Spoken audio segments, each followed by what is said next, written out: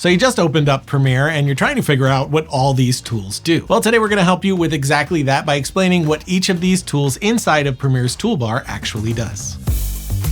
The selection tool is your main tool. You'll use this most of the time to click, move, and trim clips on the timeline, and will always be your default tool when you open Premiere. The track select forward tool selects everything to the right of where you click on the track. This is helpful when you want to move a big section of your edit all at once. Now, when looking on the toolbar, if you see a little arrow in the bottom right corner like this here, that means you can click and hold to reveal other similar tools, which leads us to the track select backward tool. This does the same thing as our previous tool, but it selects everything going left instead, grabbing backwards instead of forwards. The ripple edit tool here lets you trim a clip and automatically closes the gap that it creates. I often use this when editing stand-ups or interviews since it helps cut down on clicks. The rolling edit tool moves the cut between two clips without changing the total length of your video. One clip gets longer while the other gets shorter. The rate stretch tool changes how fast a clip plays by stretching it longer or shorter. Making it longer slows down the clip, and making it shorter speeds up the clip. And it's one of my favorite tools. If you're ever slowing a clip to get a few more frames out of a shot, this is the best way to do it. The remix tool automatically adjusts the length of music to fit your edit. You just drag shorter or longer, and Premiere remixes the song while keeping it sounding natural, especially if you work in online content and need to fill out with background music. The razor tool cuts clips into pieces. You use it when you want to split a clip or remove a section, although I almost always just use a keyboard shortcut to make my cuts since it saves a lot of time. The slip tool changes which part of a clip that you see without moving the clip's position on the timeline. So the physical space of the clip remains the same while you adjust what section that clip is showing in that space. The slide tool moves a clip left or right while automatically adjusting the clips next to it so there are no gaps or changes in the overall duration of the sequence. And weirdly, I don't know that I've ever used this one. The pen tool lets you create custom shapes and precise masks, making it easy to adjust only specific parts of a clip. It works a lot like the pen tool in Photoshop or After Effects, but in Premiere, it's mainly used for masking and keyframing effects over time. The rectangle tool lets you draw shapes in your video.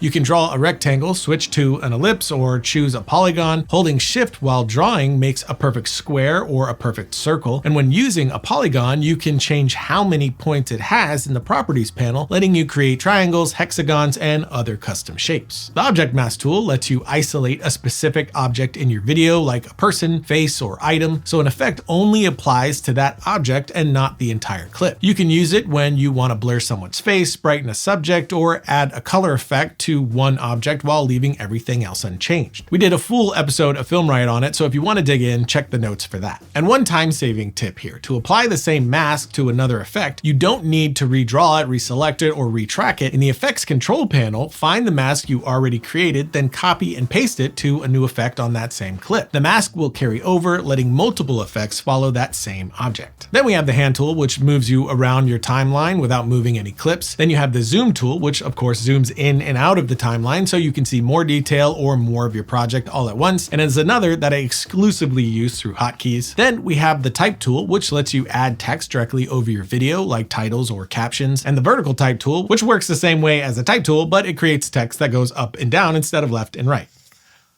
Vertical. Finally, the Generative Extend tool uses AI to extend a clip when you need a little extra time at the beginning or end. Just select the tool, extend the clip, and you're done. But that covers all the tools currently in Premiere. Of course, knowing the tools helps you work faster and makes you feel more confident while you edit. You don't need to use every tool all the time, of course, but knowing what's possible lets you choose the right one when you need it. And best case is to set all of these to a hotkey so that you can shift between them very quickly instead of constantly grabbing them with a mouse click. But that is it for today. If you have any questions or want to suggest a topic for us to cover in the future, leave that in the comments below.